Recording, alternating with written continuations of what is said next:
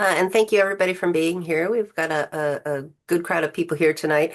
And I'll just underscore what Heather just said about becoming a member. Becoming a member of NMHS keeps you in the loop on what's happening with programs, but it also allows you to get to see History Magazine, our quarterly fantastic magazine, which hopefully everybody has receives. But again, this is all benefit of membership as well as being a part of this really fantastic group of people, all who care about maritime history. And we are very fortunate, as Heather said, to be here with my good friend and colleague, Lincoln Paine. Lincoln is going to talk about Indigenous Maritime culture in North America, but of course, he is can talk about just about any maritime subject, having written The Sea and Civilization, a Maritime History of the World, as well as some publications, a plethora of publications, including some works about maritime Maine and his part of the world up in New England. Among other things, he is a visiting scholar at the Center for Coastal and Oceans Law at the University of Maine School of Law and currently serves as the NASO, that's North American Society for Oceanic History, president. And that's a special significance to us here this year at NMHS. The NASO meeting in New Haven, Connecticut in May is also our annual meeting. So registration for that event is open. We will put links to that over in the chat so you can see scholars, not just see scholars like Lincoln and many others at 3 incredible days of maritime history. But for now, thank you for joining us, Lincoln. I'll hand it over to you. Thank you, Kathy.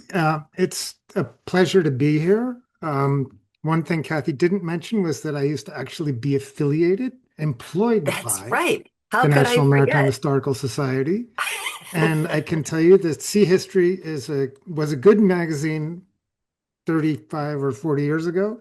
And under Deirdre O'Regan, it's far surpassed what it ever was. So it's really well worth dipping into. So, just to give you a little preamble, the reason I came to this subject was I have been thinking about writing a book about American maritime history. The working title of which is Global America and How It Got That Way: The United States in Maritime Perspective. And as with the Sea and Civilization, I didn't want to start with the Europeans. I wanted to start at the beginning. And in this case, that means starting about 15,000 years ago. I think one of the questions somebody had is, what about, why is there no indigenous maritime heritage? And what I hope to show you this evening is that not only is there an indigenous maritime heritage in North America, it is utterly captivating. So just to sort of, how do we make this go? Just to situate us a little bit, I thought I would start off with a refresher about the nature of the waterways and the major saltwater areas around the country. These are the Great Continental Divide. So you have everything to the left of the red line flows into the Pacific, except this brown thing here, which is an endorheic basin, which means all of the water and streams there flows into itself. That's around the truck. I think it's not the Truckee River, it's the Humboldt River in Nevada. This is the Continental Divide here. All of the water between the red line and the orange line and so on flows into the Gulf of Mexico. Then we have the eastern seaboard. Everything flows into the Atlantic. All of this also, oops. Wait, how do I get back here? And so on and so forth. How do I minimize this? All right. Now,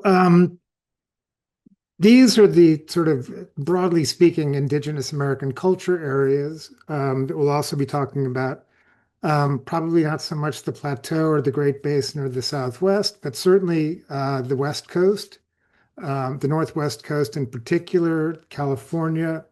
The American Arctic will feature. The Southeast is very important, the Northeast as well.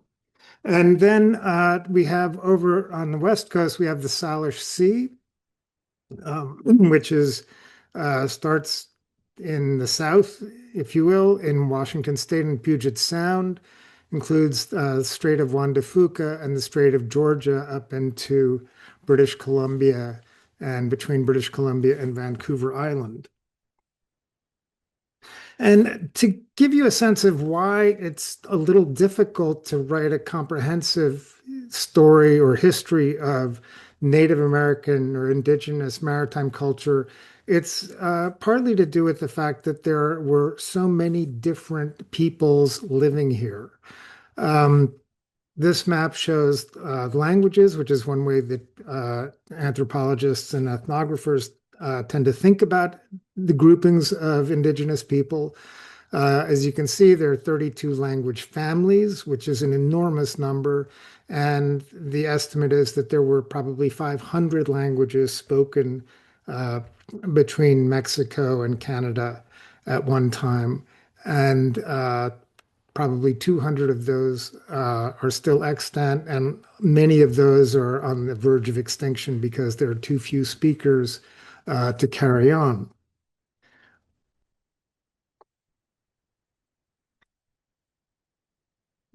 So, to go back to the beginning, at the end of the last ice age, which began about 100,000 years ago, there was a period called the last glacial maximum, which would lasted from about 26,000 to 11,000 years ago. And during that time, there was the sea levels were about 140 meters lower than they are today.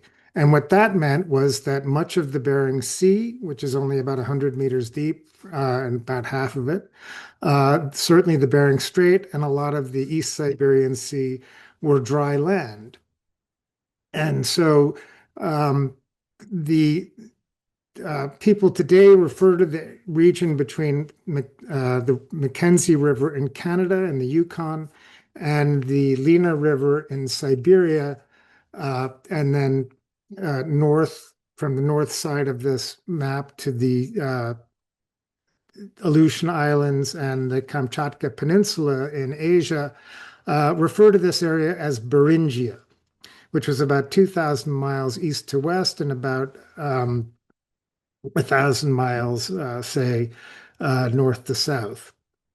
And this area is believed to have been the pathway through which or by which people got from Asia to the Americas in the first place.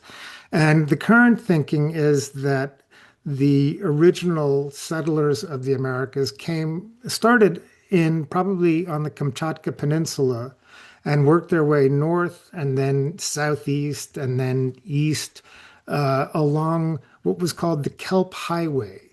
And the Kelp Highway theory holds that because kelp beds are so rich in life, the kelp itself comes in a variety of species, almost all of which can be eaten and used for other things. Um, but they also shelter fish, sea mammals, and crustaceans. And so it's an abundant sort of floating warehouse of supplies or a floating pantry. And the theory is that with some primitive forms of boats, people skirted the southern coast of Beringia and gradually, over thousands of years, made their way east. Now, once they got to the east, once they got to Alaska, their way to the south was barred by the Cordilleran ice shield, which didn't disappear until about several thousand years after this, after 10,000. The Bering Strait had flooded by about 10,000 years ago. But the Cordilleran ice sheet stuck around for a bit. And when it finally opened, um, it allowed people to follow the coast down um, the Pacific uh, towards the Salish Sea, and then into Washington, Oregon, California.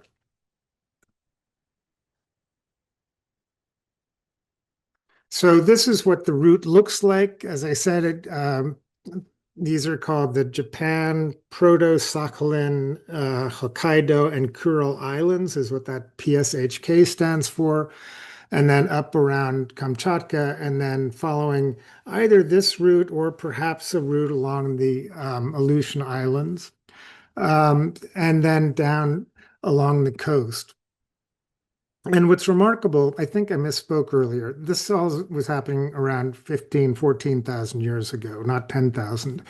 But about 14,000 years ago, people broke through past the Cordilleran ice sheet and started making their way down the coast. And some people just kept on going. And they went so fast that within about 2,000 years, they were at Monteverde down in Chile, which is a remarkable rate of progress and could only really have been done by boat because we know that people operating on land, even in a much more forgiving territory, i.e., territory that people have already been in, moved and migrated at a much, much slower rate.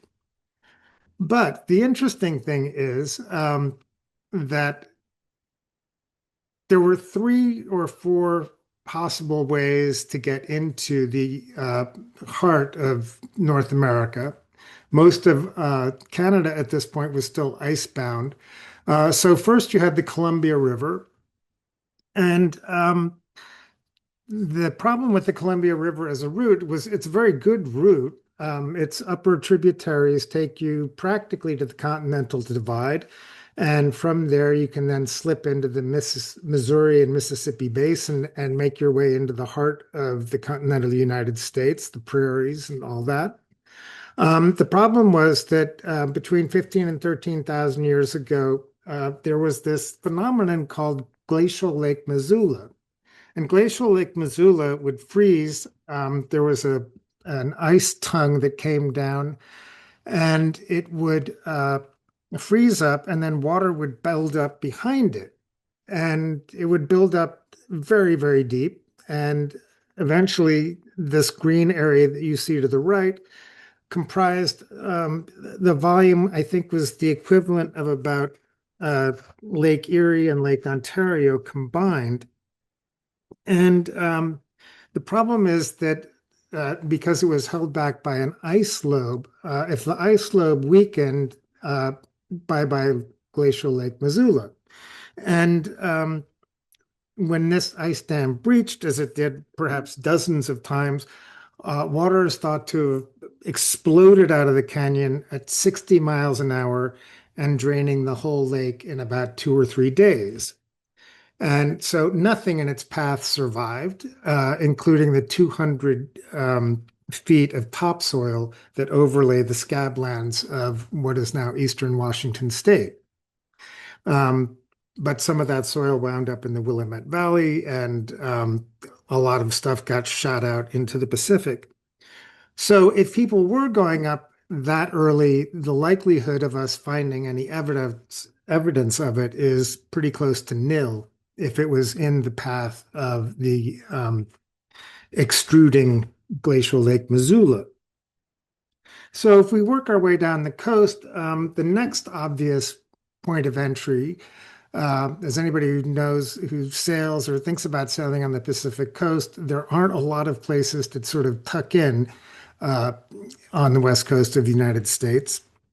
But the next place that becomes sort of obvious, if you don't miss it in the fog, is San Francisco Bay. And San Francisco Bay is a lovely, shallow, very broad and inviting place.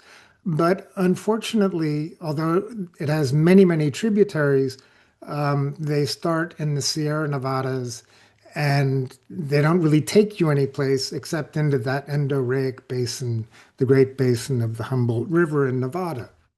And once you're in Nevada, it's not, probably wasn't much more hospitable 10,000 years ago, 12,000 years ago than it is today. So this was not a very promising uh, avenue for getting into the heart of the continent.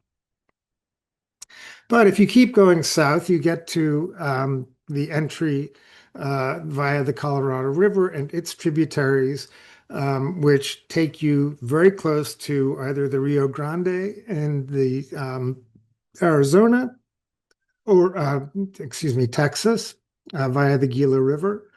Or you can continue going up the Colorado River to the Gunnison. It's obviously steeper.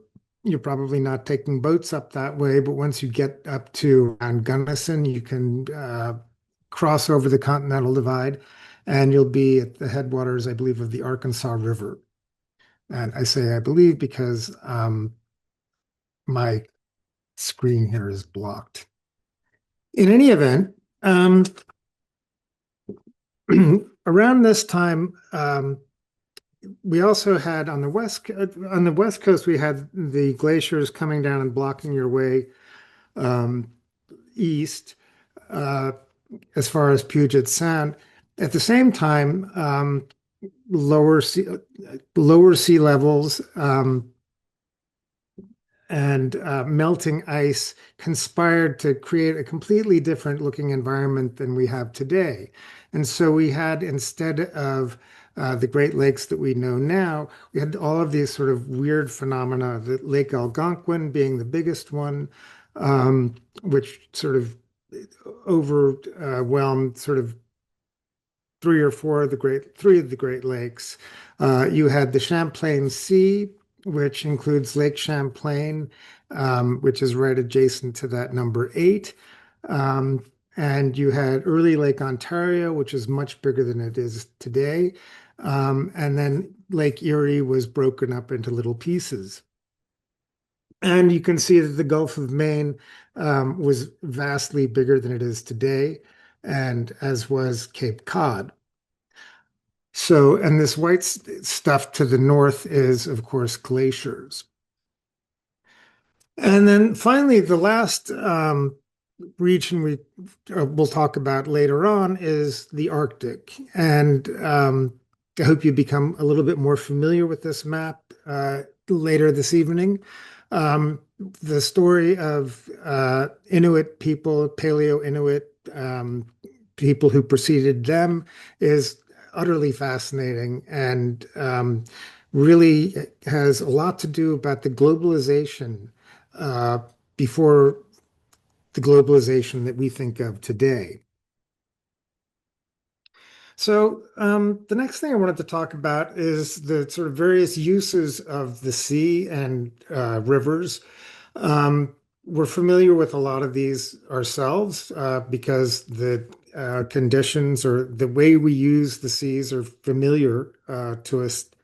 These these are the Comox fish weirs from the Salish Sea, more or less sort of British Columbia, Vancouver Island.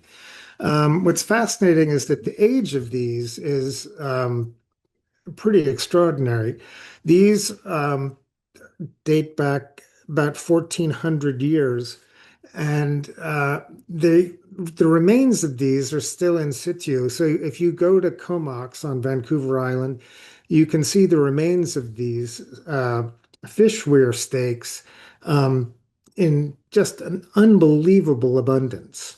And there are two different types of fish weirs here that reflect two different species of fish that they were trying to collect.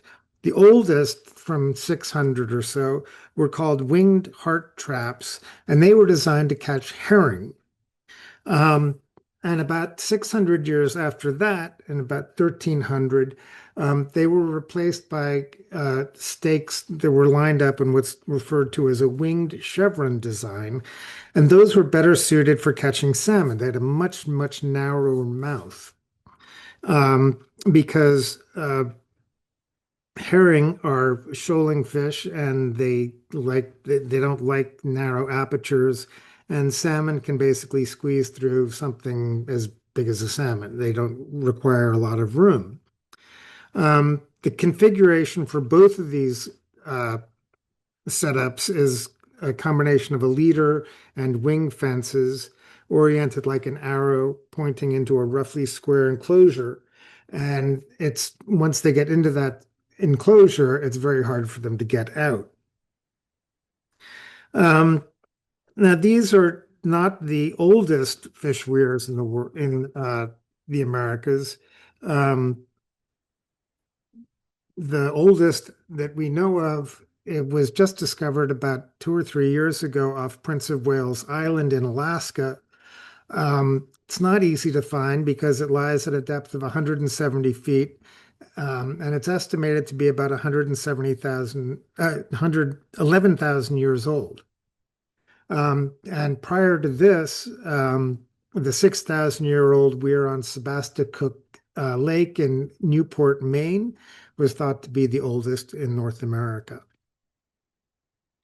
So, weirs and fish traps are widespread across the rest of North America, and they're found especially in swift-moving shallows upstream from the fall line between the Piedmont from the Atlantic coastal plain.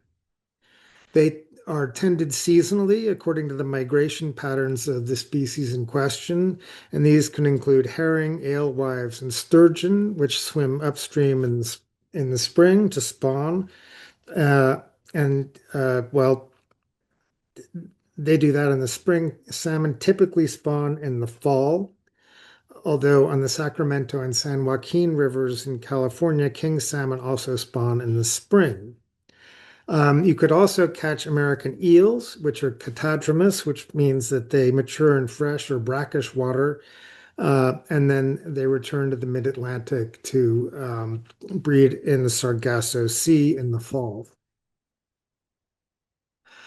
So many Native American groups, particularly on the West Coast and the Pacific Northwest, uh, depended on fish for their sustenance, developed elaborate rituals and taboos to ensure the health of the catch. For some, not all, but for some, salmon are a sacred animal who assume human form in the ocean and return as fish to nourish people so long as the proper respect is shown. Some tribes greet the arrival of the first fish with more or less elaborate ceremonies, while others also observed sacred rites in the construction of weirs and fishing platforms, just as modern fishermen christen their vessels and celebrate the blessing of the fleet. The failure of salmon to appear could be catastrophic for tribes dependent on fresh or preserved fish, but for a successful run could be unimaginably bountiful. This is a sockeye salmon run from Alaska, but in 1850, white settlers in Northern California reported that the Klamath was so thick with salmon that horses balked at fording the river. So these are really a tremendous uh, biomass of fish. Another thing that's very interesting is a thing called clam gardens, which is another way of managing the supply of food. About 3,500 years ago, people living again on the Salish Sea began to increase clam habitat uh, by erecting rock walls along the low tide line um, of, uh, of a clam bed so that silt, broken shell, and sand would build up in a terrace on the landward side of the wall. This could be done to enhance the productivity of existing clam flats, but it could also be done to create completely new clam beds on previously barren rock surfaces. And a study of one garden complex in British Columbia found that laid end to end, the walls would stretch 9 miles and enclosed a combined area of 28 acres, a third of which was entirely new habitat. Overall, clam habitat was increased by between a quarter and a third. And maintaining clam gardens is the responsibility of families and clans over the course of generations. And just as some people thought about salmon, the Kwakiutl believed that clams and people had common ancestors, and taking care of clam gardens was a way of ensuring that the clams would take care of the Kwakiutl. Um, Another form of aquaculture was the fish pond, a man-made enclosure into which fish could be funneled by weirs and kept until they were needed. And these seem to first to have appeared in the archaeological record in southwest Florida in the 1300s, when the Calusa people built a pair of fish ponds at Mound Key. Surrounded by a meter-high shell berm, the west court measured 140 by 230 feet, and the one on the east was 165 by 250 feet. And access to these enclosures were via 35-foot wide openings onto a canal that was then closed off by nets or gates. And these fish ponds were not unique to the Calusa. And in the 1540s, a member of the De Soto expedition described a canal that led from the Mississippi to a lake in which a local chief kept fish for his eating and pastime. And however much might be the casting of nets, there was never any lack of them. And although I'm not going to be able to talk about Hawaii very much this evening, it's also worth noting that they maintained in Hawaii 5 different types of fish ponds for freshwater, brackish, and saltwater species. So the Mound Key Canal is one of 7 long-distance canals that is from 3/4 of a mile to more than 4 miles, found in southwest Florida. And there's also another one in Mobile Bay. Um, the oldest known is from about the 700s BCE at a site on Lake Okeechobee, but most of them date from the late Woodland period, 1,300 years later. And shorter cuts have been found in other parts of the Southwest, including around Atlanta. Finally, we come to my home state, Maine, and this is a map of some of the clam and oyster beds, middens, um, and clam flats on the mid coast of Maine around Mount Desert and east. Excavations from North Haven, Monhegan, and Blue Hill have revealed a very robust maritime tradition that relied on oysters, clams, sea mink, and perhaps most surprising, swordfish. Um, there's also a lot of cod in in the archaeological record, which is not surprising because mature cod could, before they were overfished, almost out of existence, they could measure 6 feet and about 130 pounds, and they were also relatively easy to catch.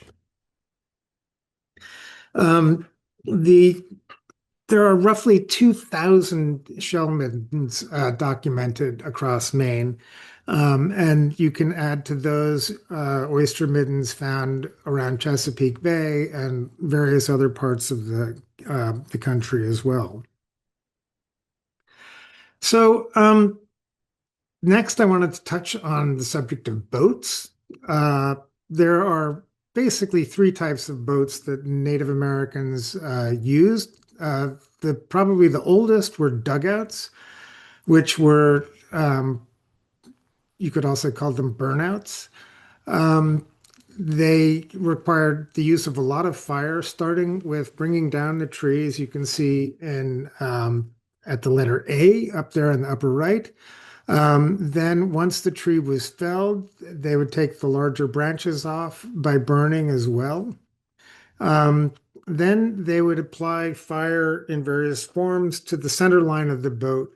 And as the wood charred, they would scrape it away using stone adzes or shells. Um, then there were birch bark canoes. The one on the upper left here is an Ojibwe um, canoe, and the one on the right, lower right, is what is believed to be, I believe, the oldest extant birch bark canoe in the world.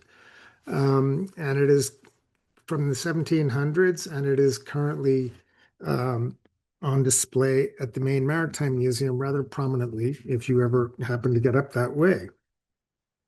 Um, in the Arctic, the preferred vehicle for being around on the water was the umiak, which were large multi-person boats. They were called women's boats, but these could be used for whaling.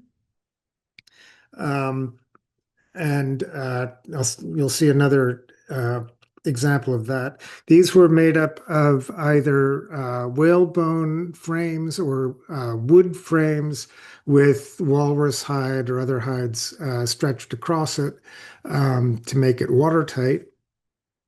Similarly, we have um, the kayaks, um, one and two person kayaks, which were could be used for hunting seals, um, and working in tandem. They could also be used for hunting um, whales as well.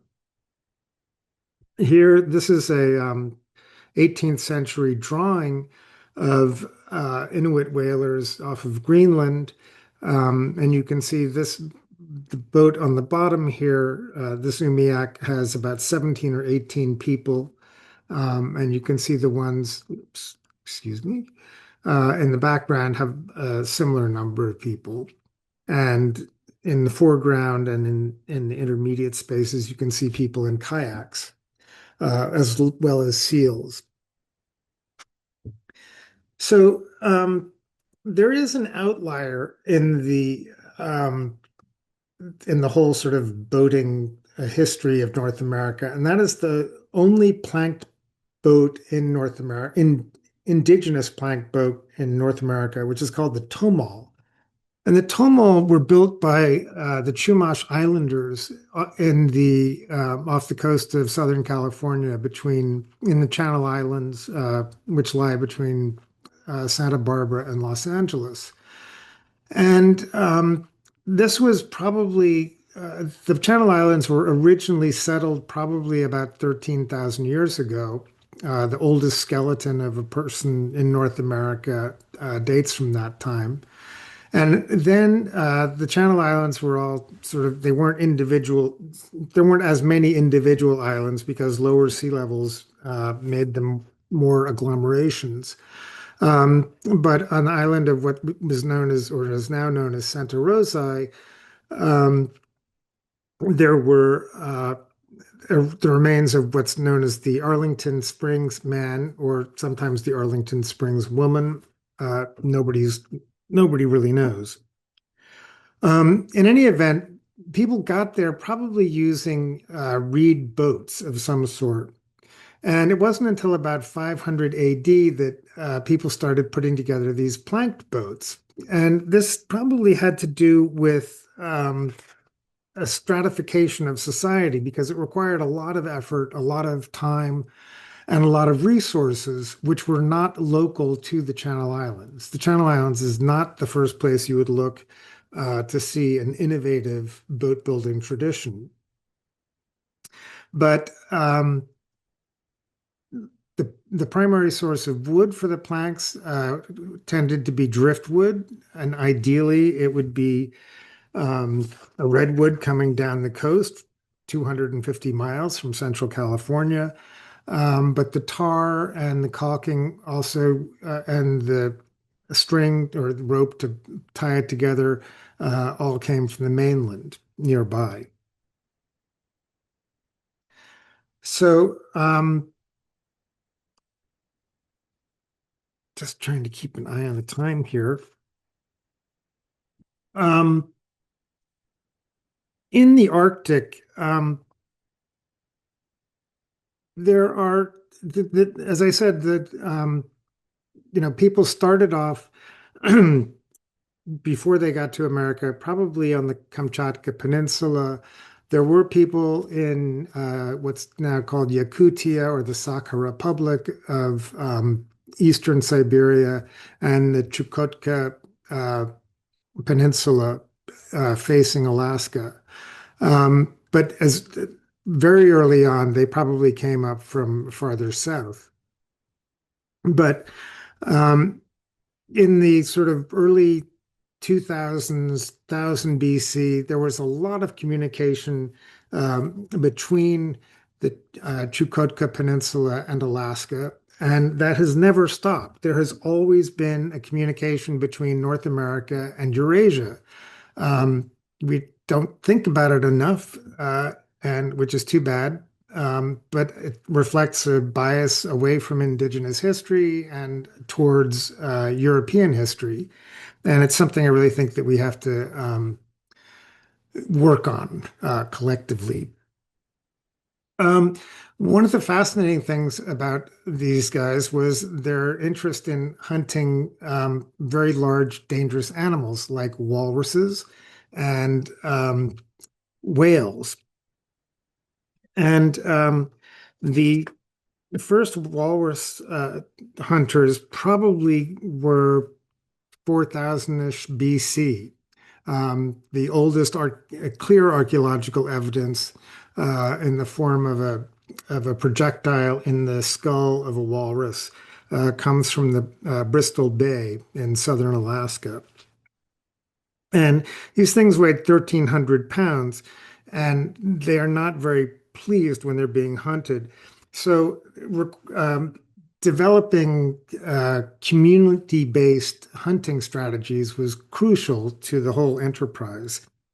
Um, and Later on, around 2,000 years ago, they began to develop whaling as an enterprise. And whales and walrus both sort of serve the same purpose.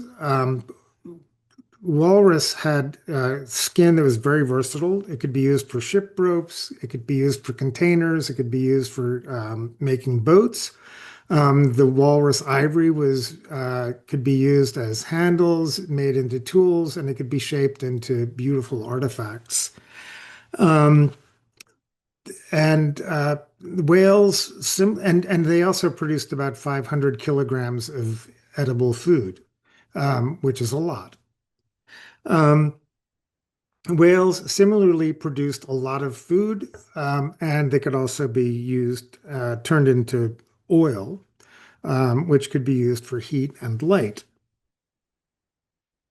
To hunt whales, you needed not only boats and a sort of sense of collective purpose and coordination, you also needed some specialized tools. And very early on, the people of the Bering Sea region came up with the idea of the toggling harpoon, which a lot of people seem to think, was developed in the 19th century by enterprising um, whalers from Massachusetts, but in fact was developed 2,000 years ago. The big innovation in Massachusetts was to make it out of iron. The other thing people came up with at that early date was inflatable bladders and floats that they would attach to the line attached to the harpoon so that the whales couldn't sound. And if they tried to sound, it would exhaust them, and then it would be easier to kill them. And there were successive waves of people coming out of the Chukotka Peninsula into Alaska. And But it wasn't until well after the ice had receded that people started really going north of what had been Beringia. East of what had been Beringia, past the Mackenzie River. And the people who first did that were several thousand years BC. And they made it all the way to Greenland in fairly short order. These were the Paleo Inuit, the bearers of a thing called the Arctic small tool tradition. They started in about 2500 BC, and they made it all the way to Greenland, as I said, in about 1,000 years. And they remained pretty uninterrupted. They evolved slowly.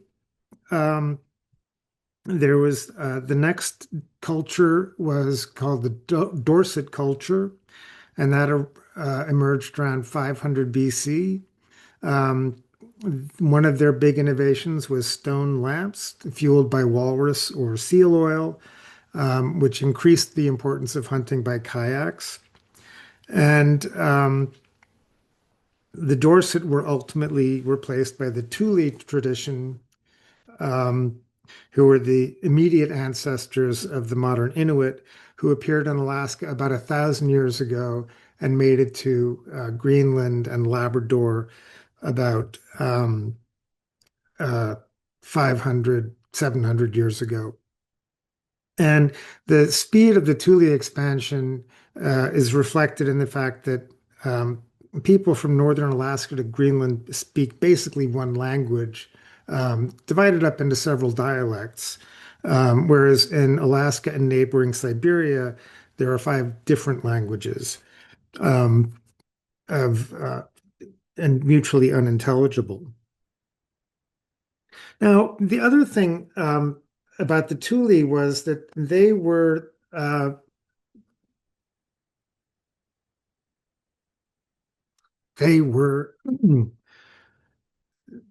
also responsible for another aspect of globalization. They completed the circle, if you will, because they got to Greenland around the same time that or a little after the Norse did. And the impetus for the Norse being in Greenland seems to have actually been to hunt walrus, and specifically walrus for rope, but also more important for ivory. Um, as we know, despite people's desires to own Greenland, it's not very prosperous in the way of agriculture, and it's not a good place to sort of establish a huge society. But ivory was very, very important. And we know that people were getting ivory out of Greenland through lead isotope analysis and DNA analysis of ivory statues and other artifacts in European collections.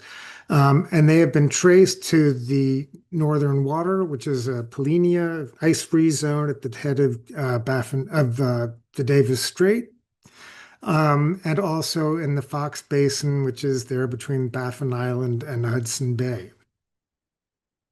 And so the degree to which there was intermingling rather than just trade is unclear, but it may have been walrus that also drove the Norse to go to Labrador and Newfoundland.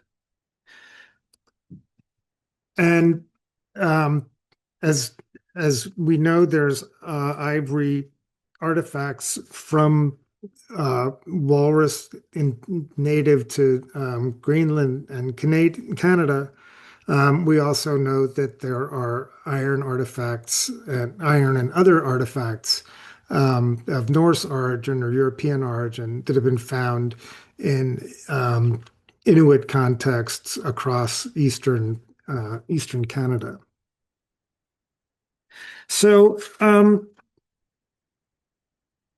oops, that's going the wrong way.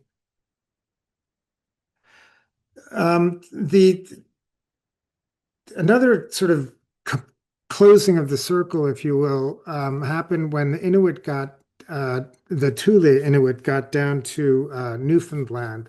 The Dorset culture had gotten into Newfoundland at one point, where they met up with the people called the Innu, INNU, who are not Northern Arctic people, but um, Algonquian speaking people. And the Dorset and the Innu sort of traded off between being in charge of the coast and being in charge of the interior, or dominating the interior and the coasts, depending on the state of the climate, which fluctuated over thousands of years. But it was their connection that sort of brought the Arctic people into meeting with the people who had started out coming out of Beringia and making their way across what's now the United States, probably 8,000 to 12,000 years before. So there's a lot going on in terms of cultural integration and conflict as well as communication. One of the things that people really valued in Newfoundland is a thing called Rama chert. It's chert, which is an important stone for arrowheads and other things, found in Rama Bay in Newfoundland. And it was traded, we know, to Maine and other parts of New England. Rama chert is also found up on Lake Michigan, and it's also been found as far south as North Carolina. And all of this is going on well before the Common Era began 2,000 years ago. So I could keep going, but I think I'm going to run out of time.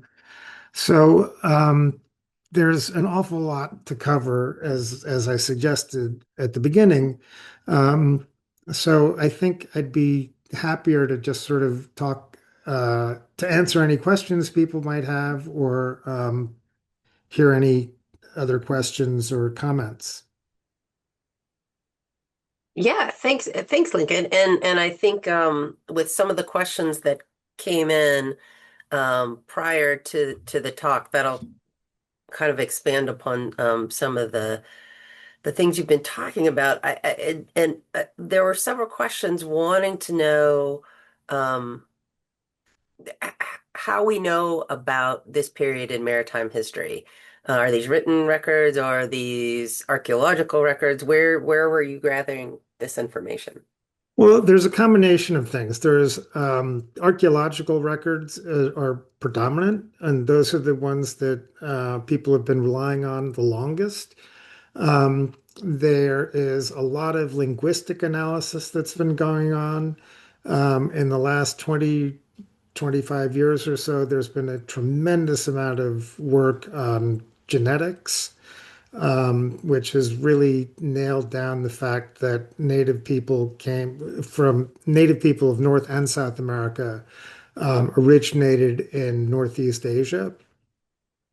But increasingly and importantly, people are also coming to terms with the fact that indigenous traditions, folklore, stories, that sort of thing are very important if we're going to find out things, how things worked. And one of the most obvious examples to people who are sort of maritime historians is that when they found the wreck of the Erebus or the Terror, or whichever one of the Franklin ships they found, people had been looking all around sort of that part of the Arctic where they had found cairns and other remains of the ships. But it wasn't until uh, I think 150 years after the ship sank that people trying to find the vessels started asking local Inuit if they knew anything about the story. And the local Inuit did. And within about a year or two, they'd located the wreck underwater. Um, so that's the most obvious example of how indigenous knowledge can help shape our historical understanding. But there are countless other ways. And, it's not too late, but we've been pushing it by ignoring indigenous uh, historians and knowledge keepers. That leads right into another question of why does this history matter today, with fishing rights, with treaties, with who owns what? I mean, is there knowledge from these histories that can kind of be applied and extended to some current, um, our present? Yes. The answer is yes. And it cuts both ways. It's not only that understanding how the past worked helps us understand current pathways and life ways, but also the arguments that people have made, say, for fishing rights, which are guaranteed by treaty, or whaling rights in particular. Um, the uh, the claims made by indigenous peoples, say the Maka Indians in Washington State, about their spiritual connection to whales and whaling really helps us understand what we're looking at when we are looking at the archaeological record, or what when we are listening to the ethnographic record as in stories that have been passed down over time. And they do have a great bearing on the innumerable legal cases that have been brought in various state and federal courts. Yeah.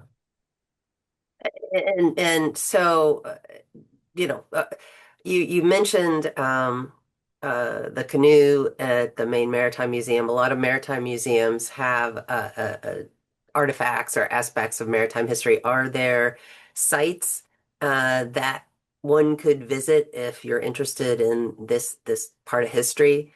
Um, Yes, there are definitely places you can go. One of the things that a lot of indigenous groups have been doing is trying to highlight um, as much as the artifacts matter, they're also trying to highlight the experience. mm, So there are places you can go, for instance, the Abbey Museum in uh, whatever that place is called, Mount Desert. I should know, it's only a couple of hours away. Um, where you can sort of experience and watch people build birch bark canoes. But there are also a lot of other opportunities. One is, I just wrote to you about this morning about the Lake Mendota dugout canoes, which I'm sorry I didn't have a picture of, but the Lake Mendota canoes were found between 2021 and 2025. I think there are 16 of them. And yeah. the oldest is probably the oldest known dugout canoe in in North America. And the previous ones came from Newman's Lake in outside of Gainesville, Florida. And those are about 3000 BC. Lake Mendota is probably 3200 BC. But these are so old, or the Mendota wrecks are so, or not wrecks, they were just intentionally sunk, I believe. Mhm. Um, they've been discovered so recently that, serious archaeological studies of them have not yet been published. So we don't know what we're looking at. But nonetheless, this happened on Ho-Chunk Nation territory. And the Ho-Chunks were divided by treaty into two bands. One, I think, is in Nebraska or Oklahoma, somewhere far, far away from Minnesota. And the other are sort of unincorporated but living in Minnesota. And they have put Wisconsin, together, but yes, hmm? Wisconsin. Sorry, Wisconsin, the other Minnesota. Um, the they put together a long paddle to sort of try to reclaim, their heritage in that way. Yeah, and those canoes, so that's just up the road from me in Madison, Wisconsin. And what was interesting about that site is that they found one and then they found another and then they went back the next season and it turned out there were many, many, many of these things. So and that had been there over the course of hundreds, if not thousands of years, where this singular site had been used as kind of a parking lot or, where they would sink these in the winter to Yeah, preserve them, right? So this they're learning so much, and you're right. It's just happened within the last few years, but it happened in a controlled enough environment that they're able to. They're doing active conservation of a yeah, couple that they did retrieve. They can study the site in situ. But again, I think there's more and more coming up unlike larger vessels with iron fastenings and things like this, these are these are things that are way more subtle to find. yeah, Some of these drowned forests and submerged sites, paleo sites, are just fascinating, but it's becoming, I think, with technology, it's becoming more common to see things. Rediscovered and incorporated to the record. Um, Just a couple real quick questions, so we don't go too long here. You've talked about a lot of what's happening across the top of North America. Um, are there different cultures or different parts of the indigenous populations that we know more about? And are there some that are better represented or more represented in the body of knowledge we know? Well, I was going to talk about, what does this maritime enterprise mean for the organization of society? And Yeah, this is part two. What I spoke about earlier is sort of the intro to indigenous stuff and really the technology and the basics. But what this leads to is the ability to utilize waterways in all sorts of productive fashions. This is an 1894 map showing the mounds as of known mounds as of 1894. Most mounds are in the eastern United States. As you see, you can map these against waterways, and they are virtually all on waterways. One huge find that is not here is the Spiro Mound in Oklahoma, which is on the Arkansas River. That was found shortly after this. In Wisconsin, um, there are 4,000 effigy mounds, and that's the heart of a sort of quadrant of effigy mounds in Wisconsin, Minnesota, Iowa, and Illinois. Um, and all of these are clustered around waterways. Here are the LSU campus mounds. These are the two oldest man-made structures in the Americas, period. There's nothing older.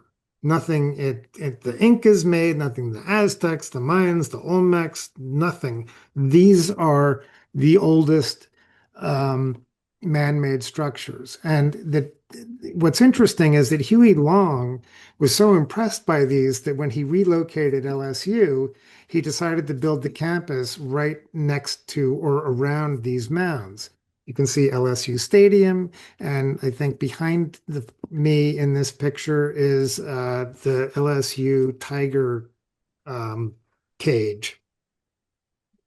Um, Much later than that, 1300 BC, you've got the Poverty Point Mound Complex, which is not too far from the Mississippi, but on its own bayou, Bayou Macon, which is down there in the foreground.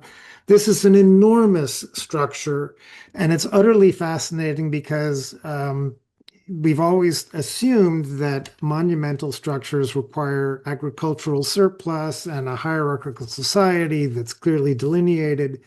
And recent studies of this have shown that the mound in the background there is about 72 feet high, 660 feet across by 705 across. And the latest archaeological surveys have determined that it was built in 3 months, which requires a population overall of workers and support personnel of 10,000 people. And the thing we need to puzzle out is, well, how did they communicate with each other? How did they assert the importance of this project and so on? And again, we sort of say, well, we don't know, but we're learning so much, but you can only learn if you're studying it. And the problem is we haven't been studying it. I mean, yes, certain people have been looking at these mounds, but if you have 4,000 mounds in Wisconsin, there are not enough people doing the work that's necessary to really scope out what's happening. And if we did more of this kind of research, we would understand vastly more about pre-Columbian America than we do. The biggest mound complex right on the Mississippi is a Cahokia. I'm always astonished to talk to people from the Midwest and Chicago and St. Louis who don't know anything about this. It's a fantastic site. If you have any reason to be driving through Southern Illinois or Missouri, you must make every effort to go see it. It's truly remarkable. This was probably started in 1054. There's a very specific reason for that. Council of Trent in Europe, big supernova in the sky, astronomical event, sort of gets everybody jazzed, and they start building this enormous complex. It exerts enormous influence across the Mississippi watershed and into other parts of the Southeast and the Great Lakes region. Um, Responsible for a huge amount of environmental devastation because they had wooden palisades and they burnt a lot of wood to make pottery and to eat food. And so, the myth of the environmental Indian gets debunked, but they did a lot of other stuff that is enormously cool. And they traded far, far, far and wide. So, this is just my pitch to encourage people to encourage other people to go off and study this stuff. It's really invaluable. And it makes me love archaeologists, finally. I knew it would happen one day. Just wear you down. Now it is so. I mean, obviously, this is something you've that has really intrigued you. Are is this kind of on the horizon with plans for publications or further study? Well, further study and perhaps a book. I'm I'm talking to some people who know more about Native American history and culture and research than I do, Mm. to see if it's a good idea. But so far, the signs are promising. Uh, I can't tell you how fascinating the subject is once you get into the weeds. Um, it's truly a mesmerizing project. It is. It is. It really is. And I love the way you're explaining it with maps and migration. Um, so what I think would be really interesting. Later this month, actually, we're going to be doing a maritime heritage cruise with American Cruise Lines out in the Puget Sound, and we have uh, experts coming with us, including um, uh, someone who can talk to the macaw and about that indigenous history in Puget Sound. Next year, we're doing a maritime heritage cruise. Right now, we're still trying to lock in the dates, but it would be to Greenland and Iceland. So again, looking at all different aspects of maritime heritage as part of a cruise out there, I think it would be really great to do uh, uh, look at indigenous maritime history in the Midwest. So Lincoln, put that on your put your thinking cap on in a couple years and putting together a program like that where we can all go out and see the mounds and these settlements on the waterways and kind of see how this would develop. I think that'd be fascinating. Well, it would be. I thought maybe this was just sort of weird, quirky me. About 7 or 8 years ago, I went to Poverty Point. I drove from um, New Orleans to Columbia, well, to the NASO conference in St. Charles, and I decided to drive so I could go to Poverty Point and Cahokia, in particular.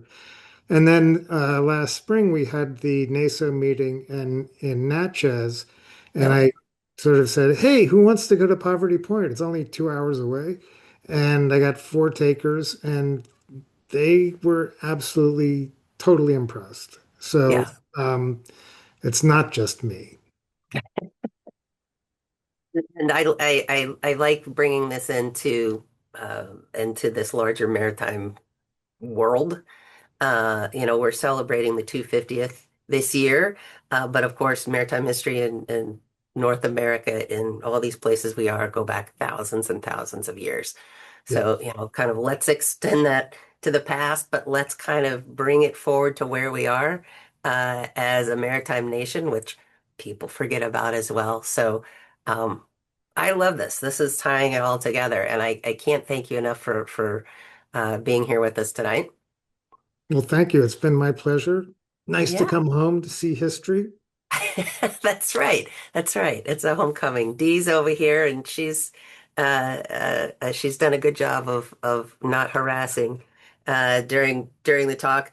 But if you would like to hear more from Lincoln and other fantastic maritime historians, I encourage you to register for the NASO/NMHS annual meeting and conference in New Haven, Connecticut. That is coming up at the end of May. You can find that on our website. You can find that on the NASO website. And also, please join us next month for our first Thursday series, which will actually be on the second Thursday. It's on April 9th, and that's with Will Sofrin. You may have heard from Will or read his book about his time on uh, the Bounty or the HMS Rose when they were filming the Patrick O'Brien movie. What's it called? I'm totally The blanking. Rose, The, the big Master and Patrick O'Brien. Commander. Master and Commander. Thank you very much. Well, he's got another book coming out that is about time he spent on the Coast Guard vessel Eagle. So he's a really great author and a wonderful presenter. So please join us April 9th for that. We'll send out reminders to everybody. And again, Lincoln, thank you very much. And thank you all for being here tonight. And have a good evening. Thank you. Cheers.